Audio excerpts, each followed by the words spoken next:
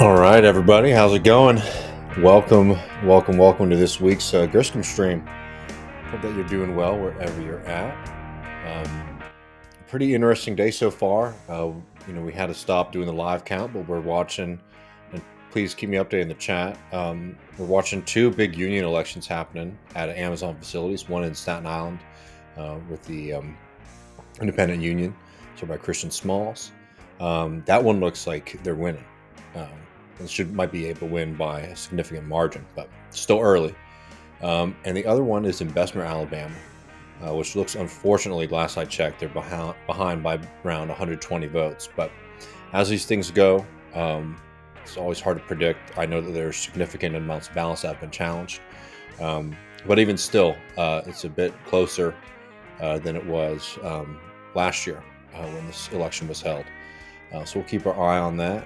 But welcome, everybody. If your first time here, feel free to ask questions in the chat. I have a couple stories I want to go through, but really happy to just sort of sit back and chat and relax with y'all and hear what y'all are thinking. So let's get it going. I know also this weekend, too, we're going to be dropping a conversation we're going to have later with Chris Leal, who's one of Matt's good friends who ran for a state for the Texas legislature out of Dallas. He's a teacher who had a really, really interesting and inspiring campaign trying to organize around labor and a lot of different progressive groups. He's going to be sort of talking about the different folks who helped build that campaign and some lessons from there. So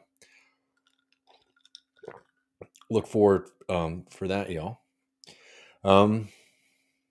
But yeah, I mean, maybe we'll start with the title story, and then I'll get some of y'all's questions.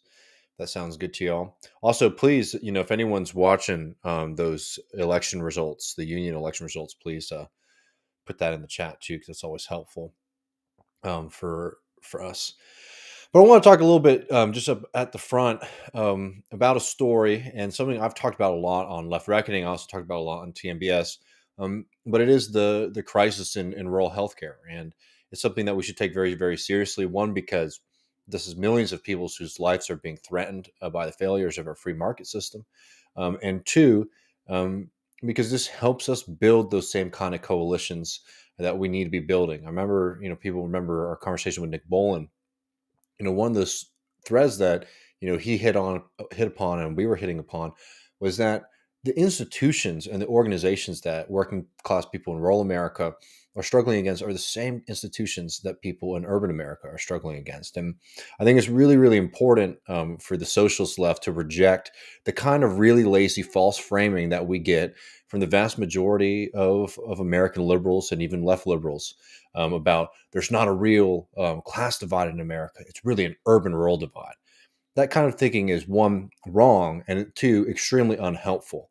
If you're a socialist, you should be wanting to organize to build working class power across the board and not trying to localize or segment things in a way that prevents you from building political solidarity. I mean, that's literally how they win. We talk a lot about the right-wing culture war, but that kind of rhetoric that I even see popping up amongst people who watch this program, that is like liberal culture war bullshit. They're not selling you anything with that. They're trying to say, okay, well, here's the other, right? Here's the out group that you can blame, and that's the reason that you don't have, the policy program that we promise you.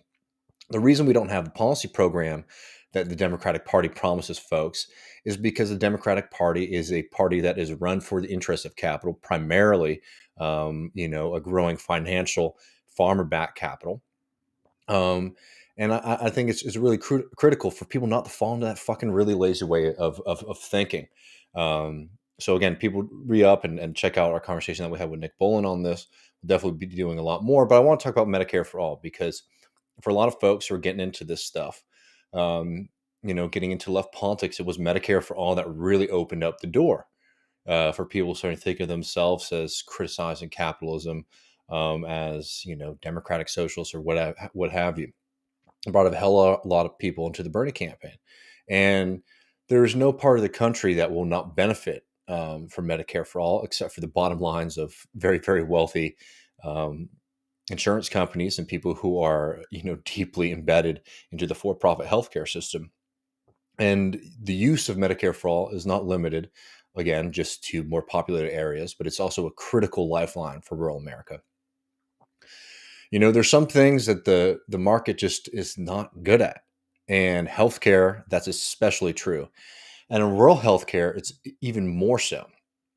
Because if you just think about the logic of this, if you're selling a service, the price is going to go up the more you're able to provide that service.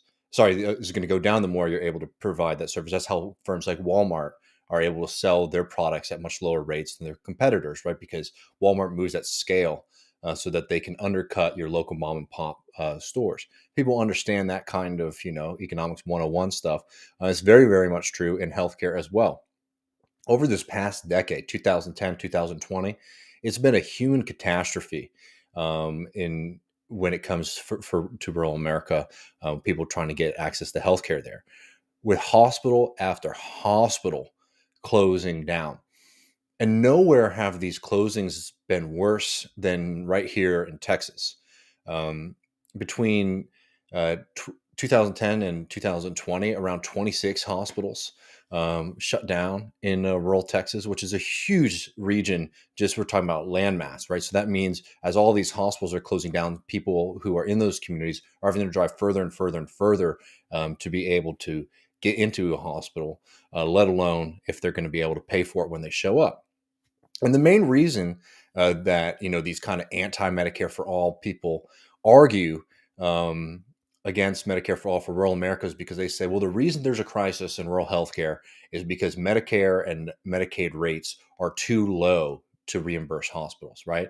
Because the government is able to work with these groups, they set a price that is a bit lower than private insurance for certain procedures. And because rural America tends to be older and poorer, the hospitals that are servicing those areas, they're paying, they're not getting as much as they would be from getting somebody from maybe a wealthier community who's using private health insurance, right?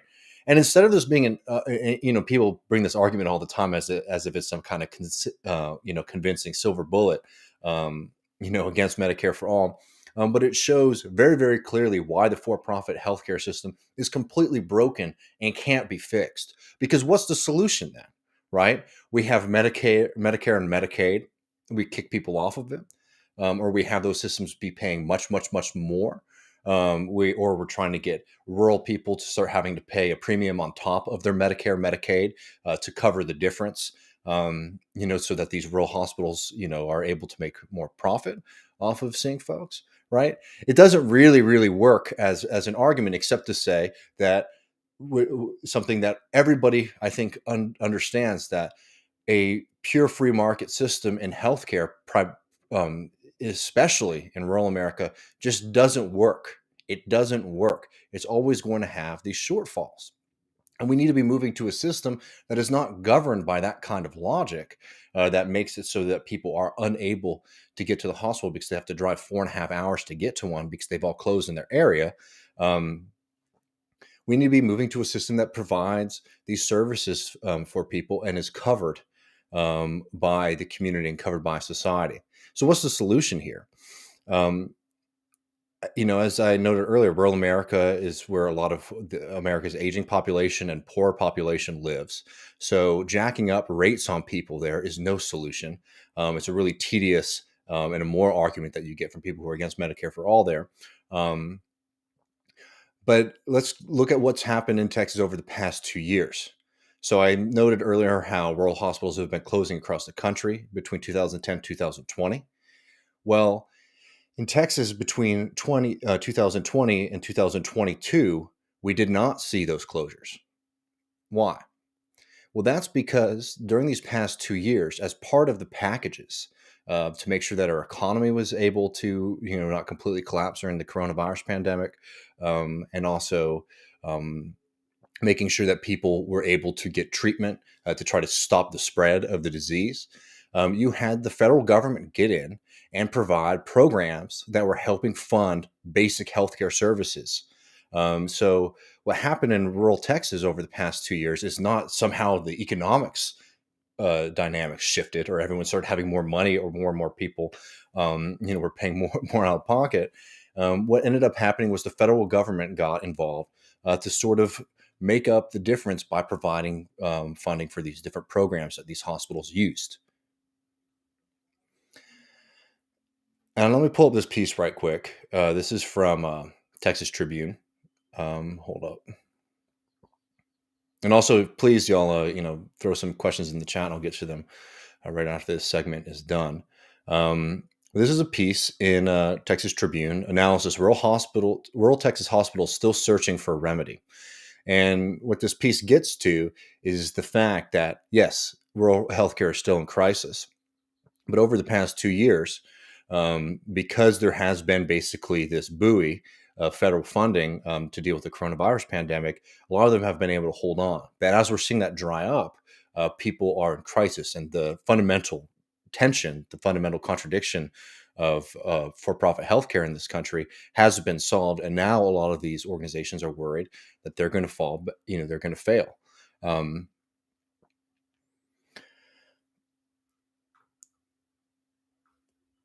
a few things that they note in here. Let me just get this from the piece before I come back to y'all. Money is a problem. Medicaid rates in Texas are low. And also remember, Texas is a state that has not expanded Medicaid.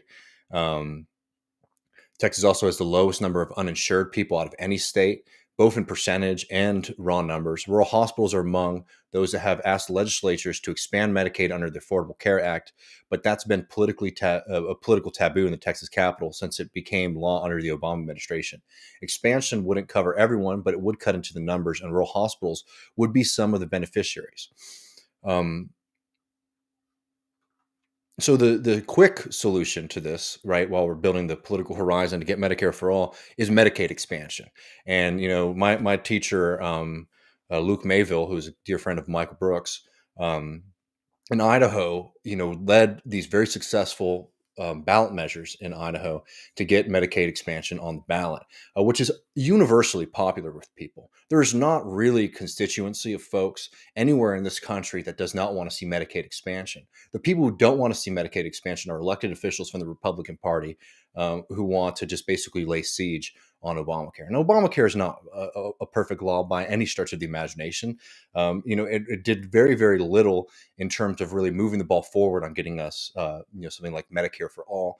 But Medicaid expansion, bringing more people into that plan, has saved many, many people. And that is truly a life or death issue. And, while certain kind of, pro for-profit healthcare shills make this argument that, well, Medicare and Medicaid, their rates are too low compared what they pay out is too low compared to private insurance. What's even more damaging for these hospitals is the fact that so many people are showing up to hospitals who have no insurance at all, which means that the hospital then has to float the cost and get nothing while they basically try to harass and squeeze out money from people who have very, very little in the first place. So one thing that's really notable about the rural healthcare crisis is that 83% of rural hospital closures have occurred in states that rejected Medicaid expansion. Hear that again. 83% of rural hospital closures occurred in states that rejected Medicare expansion. This is not the final answer here with how we deal with the healthcare crisis in this country. But again, Medicaid expansion is a very, very simple solution that can make sure that these hospitals aren't having to hold on to, basically cover the costs for people who show up and need treatment. We can have a system that, these hospitals are getting some money for what they're doing. And lastly, you hear a lot, especially in states like Texas, about the Republican Party tries to present themselves as the people who care about the folks who aren't just living in the major cities, right? They care about the people who aren't living in Austin or San Antonio or Houston. The failure of the Republican Party to show up for rural America in something that is so needed, right, which is healthcare, should be a huge political opportunity for the Democratic Party. And they will mention that they support, for example, Medicaid expansion. But this is something that you can really hammer home how the Republican Party is failing people in rural America. And I don't see it being made into as big of an issue as it should be, domestically in the state of Texas, as I think you could make the same argument across other states in the South that have also refused to do Medicaid expansion. Medicare for all is the solution here, because you're going to move from a system that, one, creates uninsured people, and two, a system that relies on what is called like a pay for service system. So if you run a small hospital in rural America and rural Texas, you have a limited amount of people who are going to be showing up and getting services from you, right? Because as I was saying earlier, that pool is smaller. Your actual financial needs to be able to float and provide the necessary services for people in that community, it ends up being more expensive. This is a great example of how a free market system just does not work for something that is as necessary as healthcare. Because while people are being forced to travel hours upon hours to receive healthcare, it is not a viable solution, as we're seeing from the myriad of health struggles that people in rural America face because they can't get access to kind of basic preventative healthcare. And then if they do need something, the amount of difficulty and time that it takes for them to get to a major hospital really delays and makes that care, one, more expensive because it's getting delayed, and two, much less. People are basically unable to receive services in a kind of regular fashion, because they have to travel to like whatever the biggest city is, basically to get healthcare. So what you would do in a Medicare for all system, one that was run correctly, would move from a pay for service thing where you need people to come in and you need to have their insurance company or the government approve payments for everything that's happening. You move to what's called a global payment system. And what that means is, instead of relying on each individual case happening, where the government basically says, oh, David needed this kind of service, we'll negotiate it, we'll pay you this much. This person needed that much service, we'll negotiate it, pay you this much. You actually allocate money to these hospitals on a yearly basis on the expected needs of the expected healthcare needs of that community, right? So planning. So instead of just sort of waiting for after the fact to get funding, you can actually be predicting and having things pre-funded so that all of these communities can have the necessary funding and the necessary facilities to meet the healthcare needs of their community. Right. That is a system that works tremendously better, much better than this kind of after the fact ad hoc system, or hospitals who are trying to provide services basically have to hope that at the end of the year that they can get enough payment for the services that they're providing. Instead, we can use the information that we have in predictive modeling to basically be able to provide budgets and funding to these hospitals at the beginning of the year, so that they can meet the needs of their community. If those needs change, if they need more money, that can be allocated in the future too, right? This is something that is much more reactive to the actual on the ground reality of what people are facing, versus something like what we have right now, which is frankly just anarchy and chaos. And this is something that, Medicare for all, the need for it touches everybody. The number one cause of bankruptcy in this country is people who go into medical debt. Absolutely disgusting fact that if you get sick in this country, that basically means you might be done financially. And this is something that most people can understand. And if you can explain it in a way that shows, that, one, this is a benefit to you, and it will also provide better healthcare outcomes for your neighbors as well. This is something that can be tremendously popular. And as we're trying to grow and expand the base of people on the left, who support these kind of policies, we really need to be looking at, at communities in rural America who have been facing the brunt of the brutality and the stupidity and the inefficiency of our current for-profit system. And we should be able to show up and, present ourselves as much more in line with people in that part of the country than assholes like Dan Crenshaw, who has no real interest in protecting the lives and livelihoods of rural Texans, and has every interest in promoting this failed system of for-profit healthcare. The system just does not work for people in rural Texas, doesn't work for people in Seattle, doesn't work for people in LA. We need a different model, and we need Medicare for all.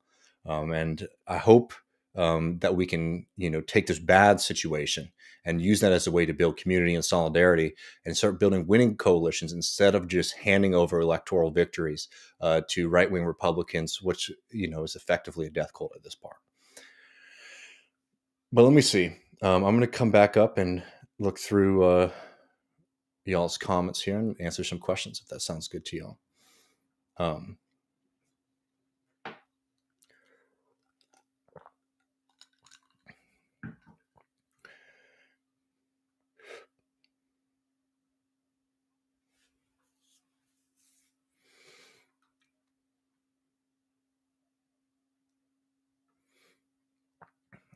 Leftists should be printing out these facts and post them everywhere. Yeah, and the thing is, the facts are pretty clear at this point. Um,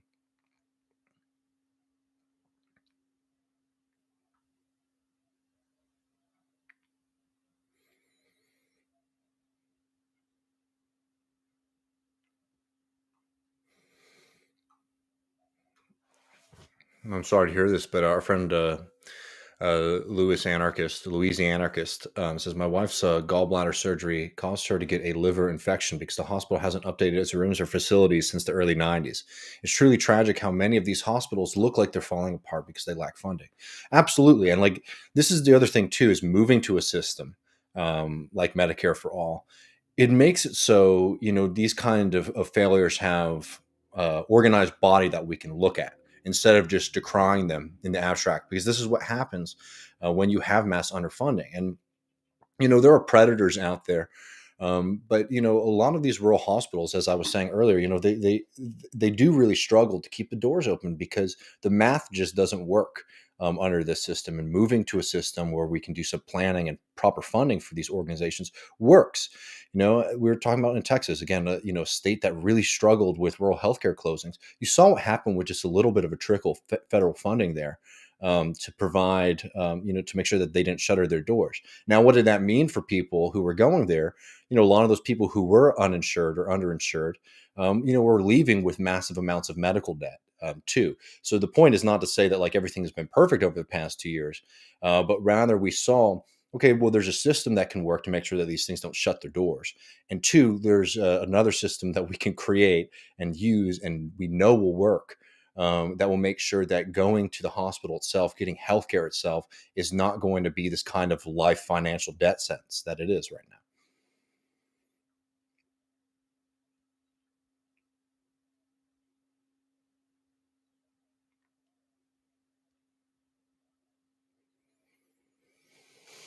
Um, Evan says, "Do you think charity is having any effect on rural healthcare delivery?" I mean, you have health charity come in to sort of make sure that people in your community can get some level of service, but it's just inefficient again because it's just not coordinated and it's not planned. I mean, if you're able to help, I understand the kind of inclination to do that. I'm not saying charity is a bad thing in itself, but it's nowhere near the kind of solution. This is something that you need federal involvement for, and that it's a kind of fantasy to think that we can have ad hoc solutions to systemic problems. And that's not just limited to healthcare, but that's certainly it's certainly proven, unfortunately, by the current reality here.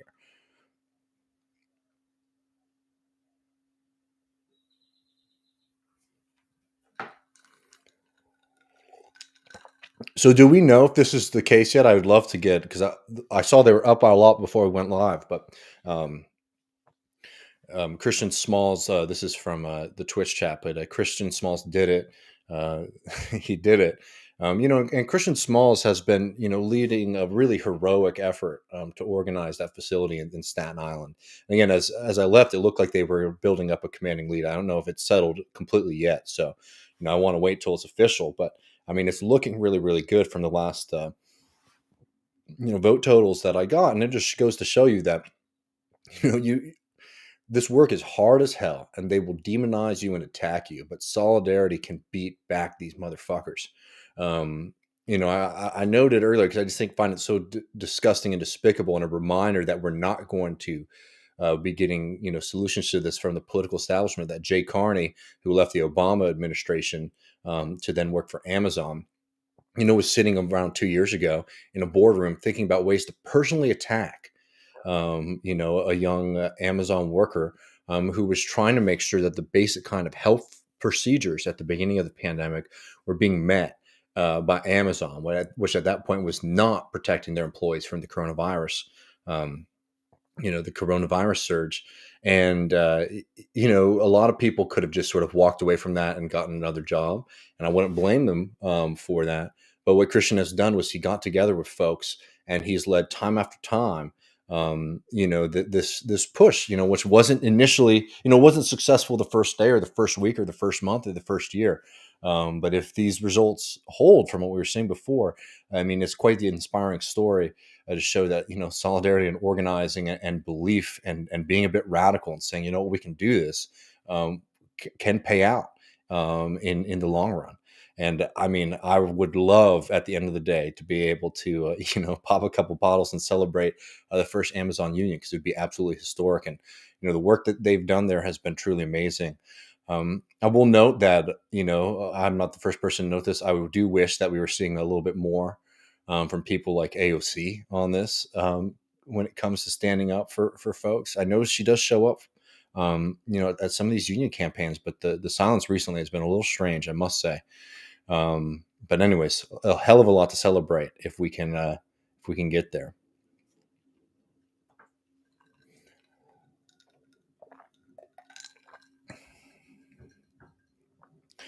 All right, I'm gonna pull this up if I can. I appreciate it. I can't pull it up. It's the way that this chat works for me. But I guess if somebody lets me know what the latest vote count, I'd be very happy to read that out too. Yeah, and I mean, we're seeing this in Canada right now. The dentist too, sadly, maybe in a month or so, I simply can't afford that right now. I'm going to the dentist as a luxury, and it has been for several years now. I mean, I've been able to go to dentists in years, and I'm very worried about what that's going to look like. Because the last time I went to the dentist, I had to get some work done. I couldn't afford it. And my story is not unique. It's unbelievable that we decouple the mouth from the rest of the human body. There's really no scientific basis for that at all, and it's only about kind of nonsensical cruelty of market logic.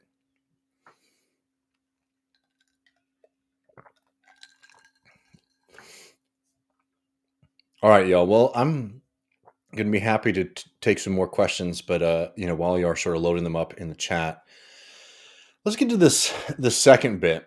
It's not going to be a big debunk segment, but I just wanted to locate something and point something out to y'all. So we had a conversation with Matt McManus, who wrote a very, very great. Let's up this really quick. This is from Twitch chat saying the union is up 1,200 to 889 in Staten Island, which is absolutely amazing. And as we've noted, it doesn't look as strong for Bessemer. You can always hope that result will turn, but when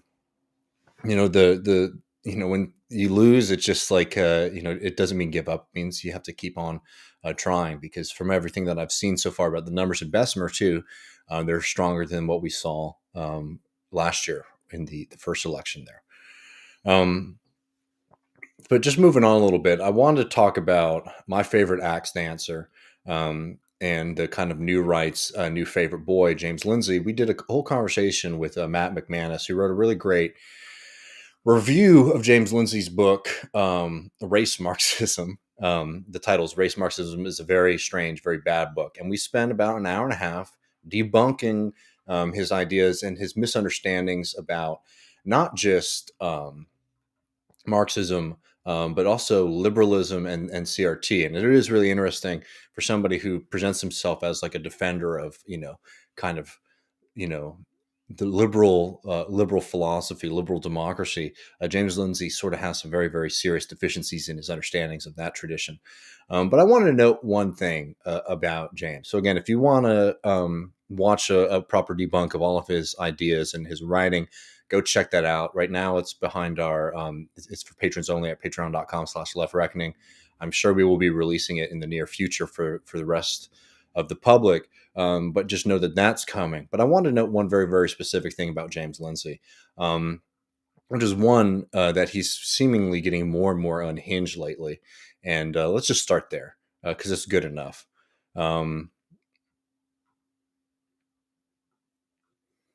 I think I can do it like this. So this first bit is from some guy, Josh Dolls. He said, once CRT is done tearing down these kids and leaving them with a negative identity, queer theory is introduced and offers them a wide assortment of positive self-identities to choose from. And James says, you must understand this, and that it's neo-Maoism. Let those who understand it be. I have no clue where he's getting with that. But I wanted to get here because I wanted to note the kind of religious language that James uses and make some notes for folks about his history, which I think really just shows how much of a cynical actor that he is. So this is something in one of his most recent threads. The essence of the Marxian religion that explains nearly all of how they behave is that following Marx and Hegel, rather than getting right with God, they do the work to make the whole world right with them. It's a religion of fixing yourself by fixing the world. And the I mean, these things are almost impossible to respond to because there's nothing really concrete there. I mean, you can just say that about anything, right? You drop drop Marxian religion with like progressivism or conservatism. You could say the conservative religion wants to get the world right with them, right? Force the world to fit into its kind of values, right? It's just like a plug and play kind of Mad Libs that you get from James Lindsay, and that's the vast majority of his output. But this religious turn, this kind of theological way that he's been framing it lately, I find very interesting. So rather than getting right with God, right, as if like that's what we should be doing. It was interesting for somebody like James, who is very, very slippery on his own relationship with the divine. He says in December, a lot of Christians profess to believe God. Literally, God is on their side, but act as though they're not so sure. Again, you could see this, and this sounds like something that maybe Pat Robinson would say, or kind of Christian conservative, that Christians have become too timid and are sort of breaking from the truth of their beliefs. He says here, I know the culture war is religious. It's a holy war being waged by a hostile and evil faith. Religious and all other forms of liberty are what is at stake, right? Your cognitive liberty, not just freedom of belief or speech, is what's being threatened. If you lose that, you won't even be able to find your faith in God. It won't exist. It will be taken from you. Better get your shit straight and put freedom first. And he also says, this is from his book, Race Marxism. He doesn't really lay out a kind of positive program. The closest he gets here, as Matt McManus lays out, is that all men are created equally in the image of God and endowed by the Creator with certain inalienable rights that precede in any pretense to privileges granted by the state is a great starting place. And I'm noting these themes just because I found this one thing about James Lindsay's stuff that I think proves to me that this guy is absolutely cynical about all this shit is the fact that this guy is not a believer. And if you spend any time sort of following his interactions with folks, he is constantly getting the religious right very, very worked up because he does state time and time again that he doesn't actually believe in God, though he's very, very happy to use that kind of rhetorical flourish, when it suits him, because that's the kind of audience that he's been courting lately. This is somebody, who doesn't actually, believe. And look, I'm an atheist, so I'm not saying that that's a bad thing in and of itself. But you can see how this guy is just trying to play to every single room at once. And one thing that Matt Leck pointed out to me is really interesting about James is that before he made this kind of culture war turn, right, this kind of freak out, he really wanted to style himself as a new atheist in the same kind of vein as Hitchens or Daniel Dennett or Sam Harris, the Four Horsemen, of new atheism. But he was late. He was late to the grift. It wasn't as much of a bestseller. As you know, in the mid 2000s, that was a really great way to make a name for yourself, was to be one of these new atheists. By the time James gets around to trying to write these kind of popular books, um, that market had been completely saturated. But it is notable that he did write, this kind of book on God, about how everybody is wrong about God. And he notes and he makes the argument in this book effectively that the new atheists have won the debate on God, and we shouldn't be giving fuel to the fire of people who believe in some kind of supernatural deity, or have a religion or something like that, because it just makes it seem like they are a reasonable group of people to be interacting with. Um, and rather, we should be investigating what the actual sociological and social reasons are that people find the need to look for a god. um, and I actually find that to be an interesting question. In fact, that's a very, very Marxist look at the question of a religion. That's a lot of the work that Marx does, especially early Marx, is to look at as to why religious conviction is growing, as to why working people have religious faith. I mean, what's the famous line from Marx? He says that people misunderstand that line a lot, is that they always hear it as like religion is the opium of the people, or religion is the opiate of the masses. And what Marx is saying in that quote, is that, again, it's like the sigh of the oppressed creature, right? It is something that is necessary as a part of the ideological project to say, if there is no peace on earth because you're going to be set up to be exploited by society, by a capitalist class, then having a kind of supernatural faith, at least, as in using Marx's terminology, it puts some flowers on the chain. And the goal of Marxist social critique is not just to pluck the flower from the chain, but to break the chain itself, right? So in this way, James isn't actually dipping his toe into a very, very storied critique of religion and belief in God.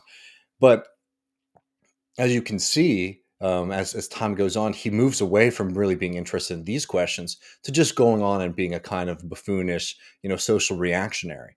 And again, this is not the big debunk. We did an hour and a half with Matt McManus. Again, that's up for patrons now. We'll make it public sometime in the future.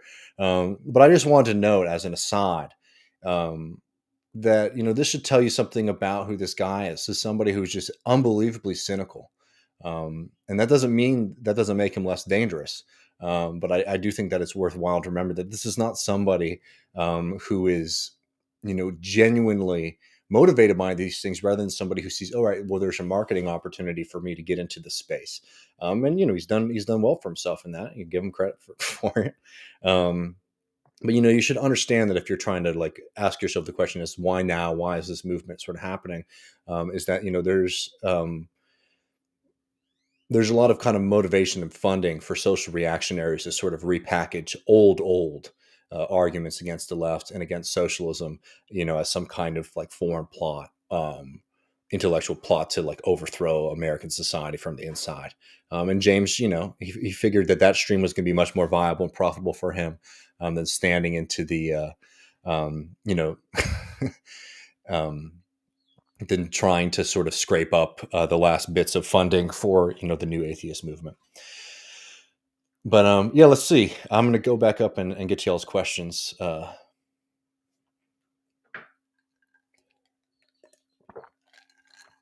New neo-Maoism 5,000, now 5% more communist. I mean, again, like I say this, I've said this to our friend Lillian Chichurchia and other folks, that like I almost wish that we had like a pretty strong critic out there, because I've been preparing for years to really engage with folks, and you don't get anything from James other than this kind of like Mad Libs bullshit. It's really trying to repackage, um, old school conservatism for like a new, younger audience. We love to see this. Sup, y'all tuning in from work. Always, take away your attention from the bosses and bring it here. Always happy to hear that over here at Left Reckoning. Um, well, let's see.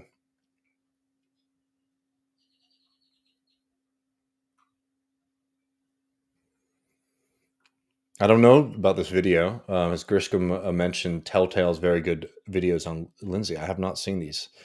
So let me send them my way. I'll check them out.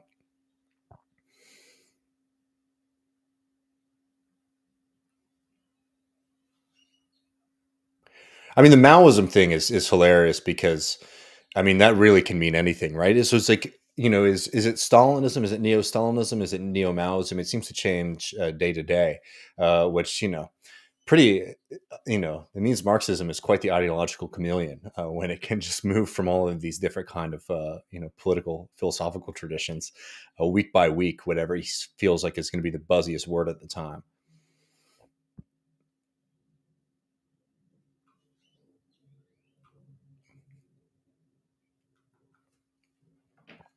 And our friend Louise Anarchist says, so tired of reactionaries using faith to attempt to condemn what is the goal of Christian fellowship, socialism, and solidarity.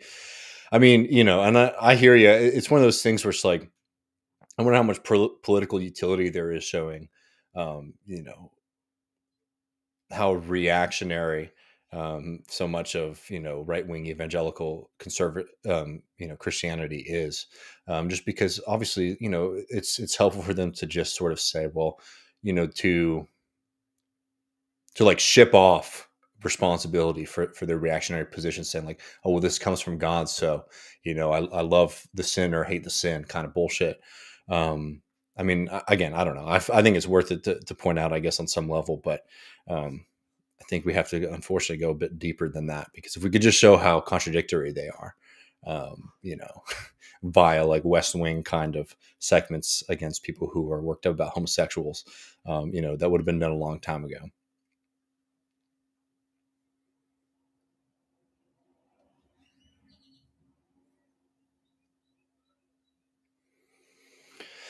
Did I watch the Majority Report live on Saturday? I did not, but I heard that it was a hell of a lot of fun, from Matt Flimsy Graham of South Carolina.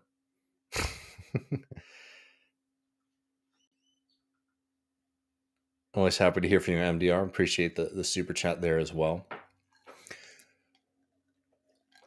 Did y'all watch the the Zizek Vivek Chibber debate conversation that they held on Jackman yesterday? I watched it this morning. It was pretty good. I think Vivek Chibber's new work on this, is it Class Matrix is the name of the book, is really solid. Because I do think it's really important, too, for the left to move past this kind of pathologizing of working people, where they think that working people are just sort of asleep and need to be woken up. I've always hated that, as a kind of ideology, um, or you know common sense that you get really from a lot of liberals, but you've seen it infect even a lot of socialists. I think Vivek Chibber really lays out why that is such one, just like rhetorically a very weak strategy, and also analytically just completely wrong. The idea that it's like, well, it's culture and it's television, right? They've been saying that for 50, 60 years, and it gets us no closer to actually building the kind of organizations and movements that are necessary to overcome this system. And yeah, I highly suggest people check out that debate if they haven't seen it yet, because you know all of this stuff, and God love them, but like a lot of people, I think, misunderstand Thomas Frank's book. What's the matter with Kansas? But even then, I have some pretty strong disagreements with this.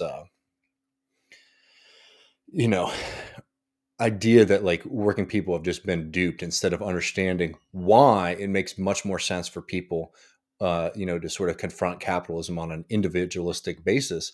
And the reason for that is because that organizing gets crushed so dramatically, and the results are so dispersed that it's really, really hard to overcome them. So a lot of people think that, okay, well, without the real option of worker solidarity, and mass union movements and organized labor, I'm just going to take care of me and my own, right? And that obviously doesn't get us to where we need to be.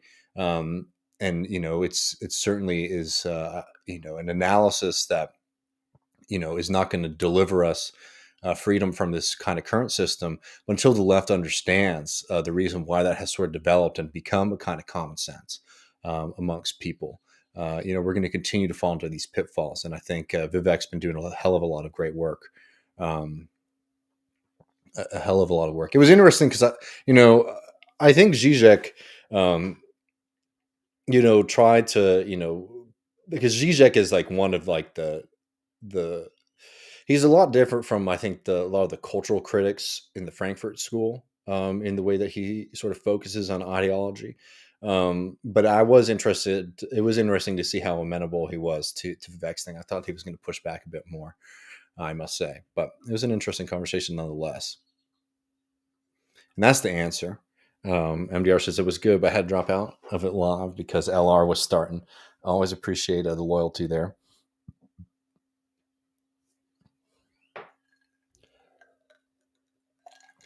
All right, y'all.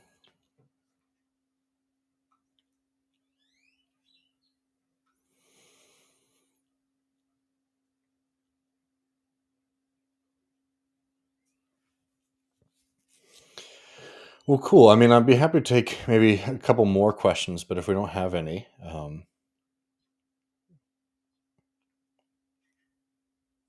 could be time to go.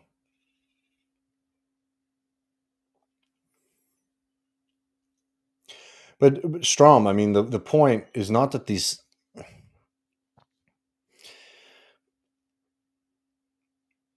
The point about ideology and all of these other kind of arguments that, like, I think the cultural left makes, is that those are sort of after the fact rationalizations rather than the motivating factor themselves, right? The point of what Vivek is saying is not necessarily that like ideology and culture play no role, but rather that role is very, very much overstated by intellectuals and a lot of people on the socialist left, and you have to look at as to why those things are kind of developing, rather than saying like, well, it is just this kind of like cultural analysis in and of itself, or this kind of cultural product or ideological project by the ruling class that is sort of like blinding us to our reality, rather than it being something that sort of develops after the fact, to try to justify what we were doing. I didn't see your question, Joshua, so throw it back in and I will answer it. But like this is like a very, very important point, because you really see like this is like the dominant trend in like American Western Marxism, is that it's culture, that creates the kind of current reality that we're in. And Vivek makes the point that I think is really strong, that like at this point capitalism is a global system, and the demobilization of the working class is the rule rather than the exception to it. And that's across all of these different kind of cultural and historical contexts, all of these very, very different, societies. But it is that the market logic and the market system, the capitalist system, functions in the same way to demobilize, class organizing.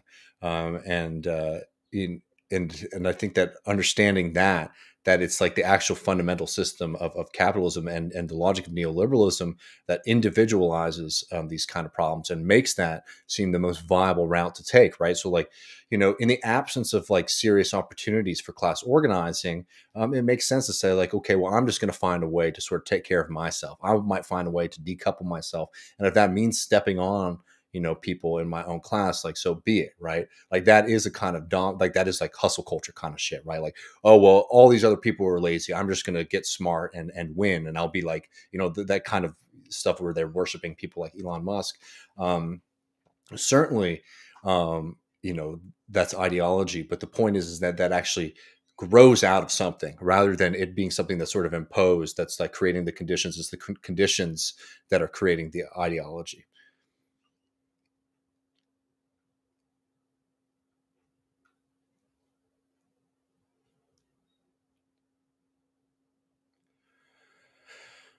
A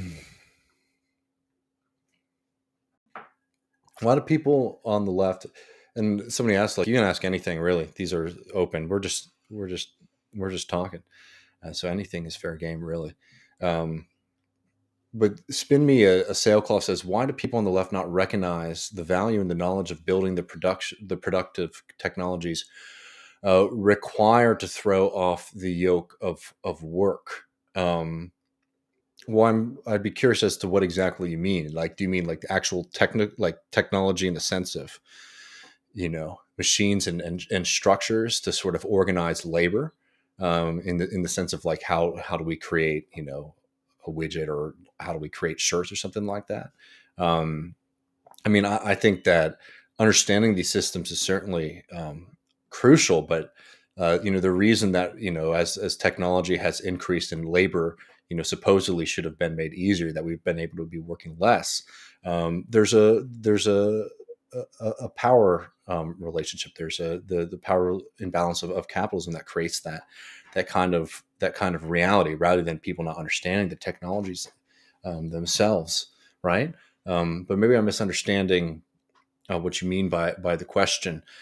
We talked yesterday about the reserve army of labor, and you have to remember too that like capitalism creates idleness.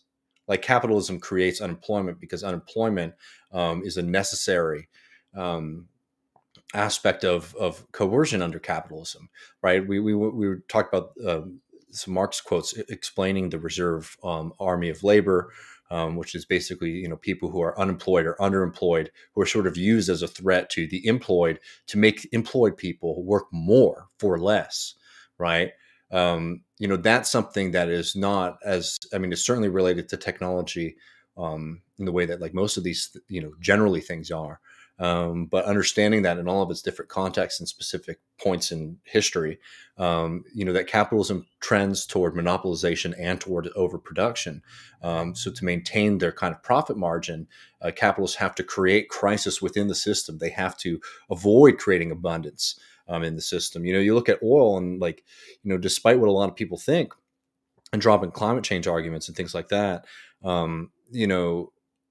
there is organizations like OPEC, organizations like here in Texas, as oil was becoming more and more of a profitable commodity, Texas created systems to regulate the industry, to make it so that there was less being produced, so that prices would stay stable, because they were always worried that if the price, because if you're producing so much that the price dropped, then people who derive, incredible amounts of rents and income from oil and gas production, their profits would evaporate. So capitalism, and its friends in government basically have created systems to try to limit production. And that's not unique to the oil and gas industry, but I do think it's something that I think a lot of people aren't familiar with, right?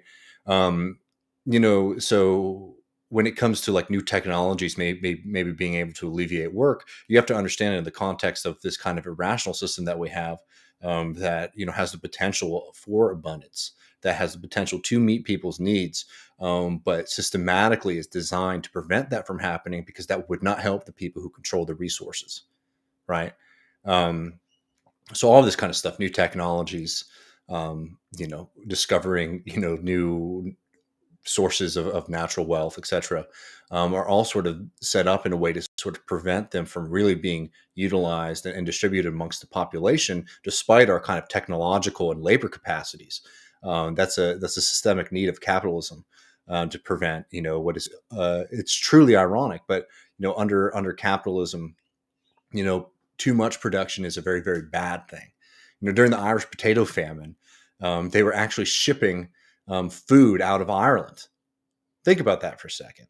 They were shipping food out of Ireland, to go to English markets, and that's because because the system of maintaining a certain kind of price for goods was much more important than feeding people, right?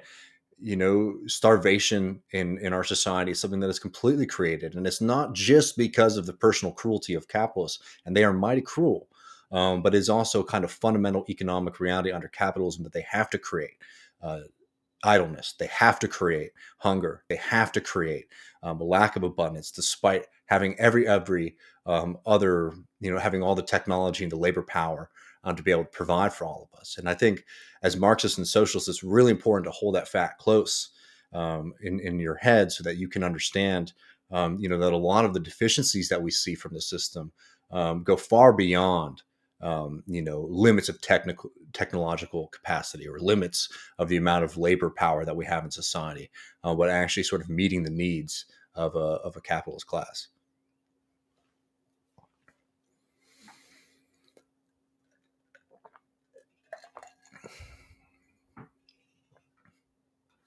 Um, Sean Moon says, in the dictatorship of the bourgeoisie, who is there to enforce labor law already on the books, let alone pass new labor law? It goes against their basic material interests. I mean, and I think one of the better lines or concepts that you'll get from people like Leo Panich, in understanding like the way that the capitalist state is sort of set up, is that far from necessarily being, as Lenin called it, the executive committee of the bourgeoisie, where they're just sort of getting together and giving out orders.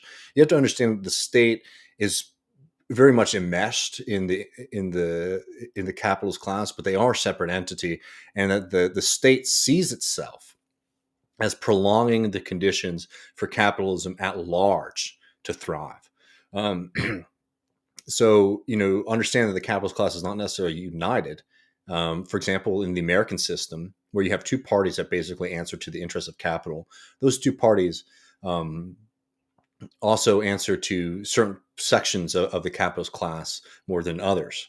And the ruling class, and particularly like the political class, people in the state, see their role as sort of maintaining the conditions for capitalist dominance over working people in the long term.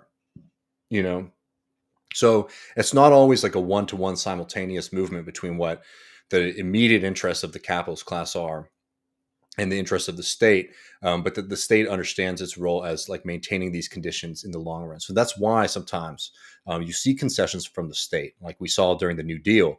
They recognized that if you did not provide some benefits to working people, that this entire system would collapse under its own weight and contradictions. Right? Understanding things like the welfare state. Again, like the welfare state, makes it so that many people don't fall into utter starvation and frankly die. Um, and in that way, there is a benefit to the capitalist class to having some sense of a healthy welfare state.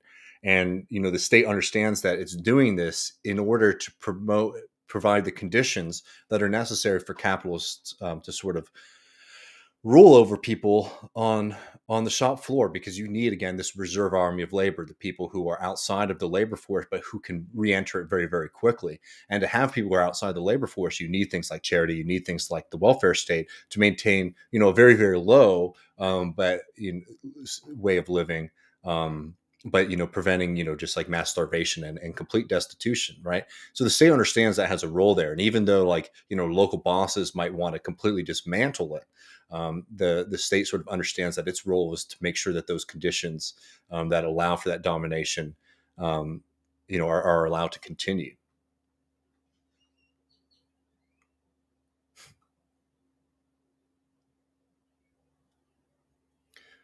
Keeping on going down.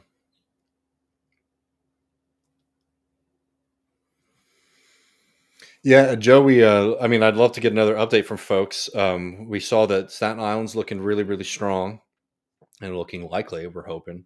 Bessemer, unfortunately, is not. But yeah, no, I'd be happy to hear um, some more updates from y'all.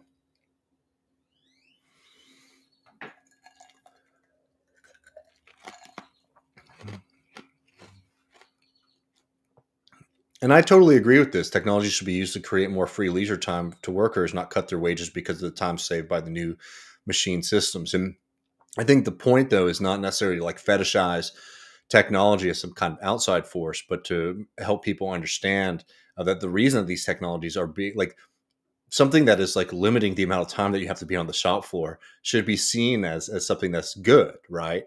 Um, but under the current dynamic, it's dangerous for folks because it oftentimes means not only are that it's not beneficial to you, but it actually oftentimes means you have to work more for less money because of technological advancement. And I think focusing on that, is really is really critical, and also I think providing the positive vision that, like, yeah, we could be limiting the amount of time folks are having to show up on the shop floor.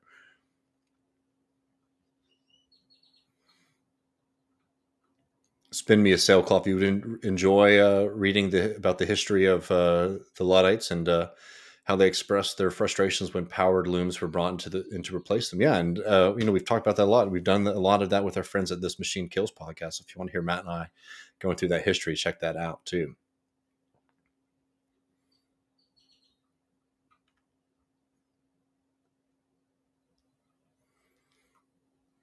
Talking about the Irish potato famine here, but even worse, feeding livestock with most crops and shipping the beef off to England. Yeah, I mean, it's truly despicable. That was that. If you ever want to look at a historical example of the kind of brutality and irrationality and anti-humanism of capitalism, just look to what was actually happening in the economy during that crisis.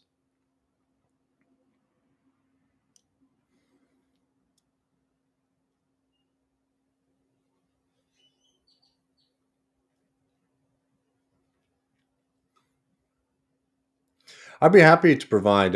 Spin me a sailcloth says, "What books or lectures of Marx would you recommend for his ideology and methods related to technology and mechanism and philosophy?" Might be a long shot question.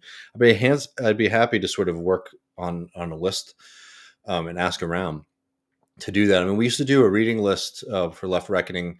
It didn't seem that many people were doing it, so we sort of stopped. But I'd be happy to restart that if there was interest.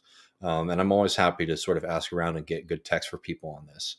Um, but I don't have it on off the top of my head for you.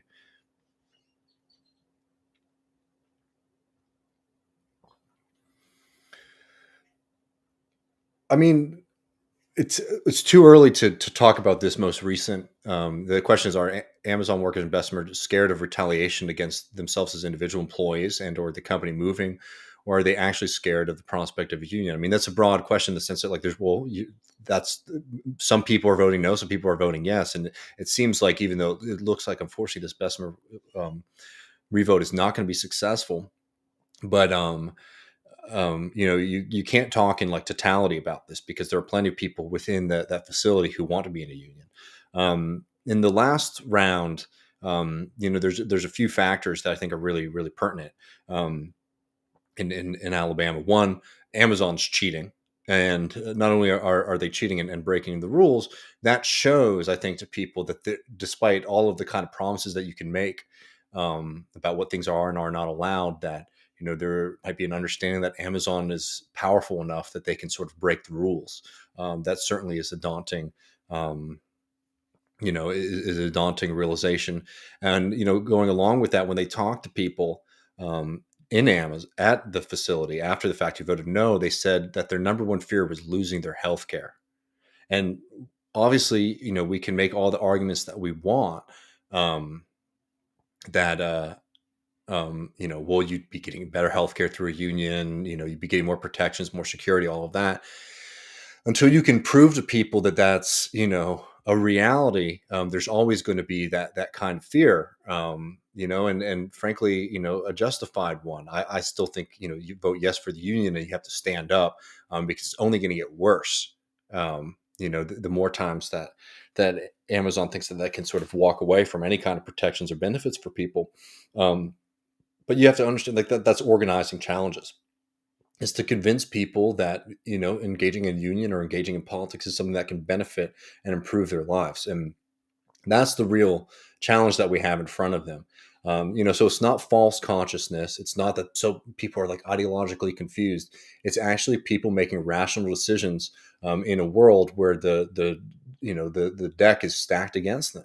And we have to provide the kind of material support and the organizational support to change that calculus, if we want to have victory. And it's a slow process. It can happen quickly. I mean, if you look at Staten Island, hopefully, if that's successful, right, you can see, where those, how we can overcome that. But you have to understand that that's the kind of reality, and using that as your starting place is the only way that we'll be able to overcome. Is understanding that people are making decisions about their lives, and we have to make it so. Being in a union and being on the left and all these other kind of things, make sense and are delivering for people. And that's that's the challenge in front of us, basically.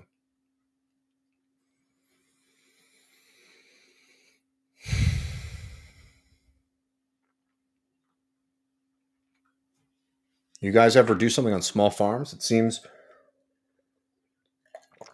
um, you guys ever do anything on small farms? It seems like there are just corporate farms growing corn, beans, or raising beef, pork. We did a whole thing with our friend Kyle Kowalski. Sorry, Aaron Kowalski. Jesus Christ. Sorry. We did our Left Reckoning Farm Report that was up for 2021. You could check that out. We've talked a lot about Bill Gates buying up farmlands. I mean, there's no doubt that while there has been a lot of people when they see the kind of devastation that's happened in rural America, they sometimes make the mistake in thinking that that's been a shared experience. But for everyone who's lost their farm, there's been a big corporation that's come and gobbled that up, and that there's no doubt about it, that monopolization and centralization of big corporate power in that part of the country, plays a huge role in the kind of deprivation that working class people in rural America face. And we'll definitely check those out if you want more in-depth stuff. And we also talk a lot about land usage, which is also very, very important, a very, very important dynamic as well.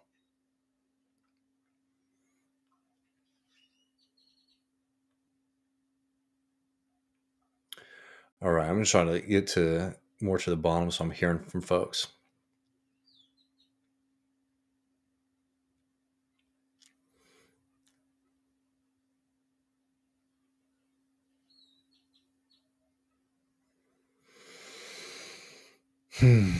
Um,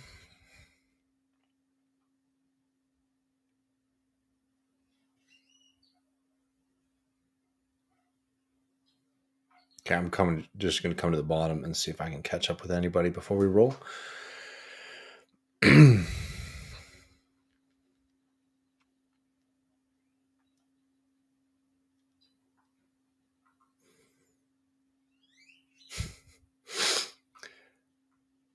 All right, y'all.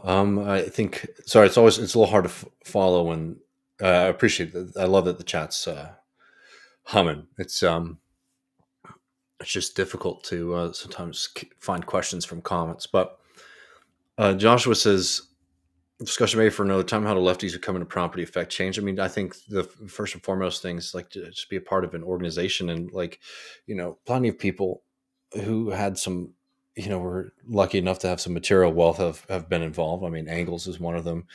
Che came from a pretty wealthy family. I mean, I think that the kind of difficult personal thing is to understand that eventually there might be you'll have to decide which group to stand with. But if you have funding, it's great to help fund things and make sure that these we don't have a lot of folks with funds who are able to help out the left, so it's always helpful to participate in that way, and also be an organization. And then you have to be a sort of extra committed, basically. If you're somebody who has significant amounts of personal property or wealth. But I mean, that could be something interesting to do in the future for sure.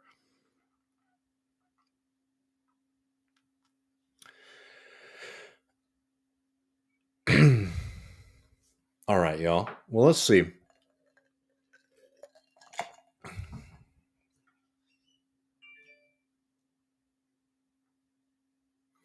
I don't know, Sivan Woodward Strom. I'm sorry. I'd love to. I'd be happy to hear more. I always appreciate your suggestions. Another one I haven't seen. Spin Me a Sailcloth says, have you read All Watched Over by Machines of Love and Grace? Is a poem by Richard Bradigan, 1967. I would say it paints a great picture of the world for the left. I haven't read that either, but I'd be happy to check it out.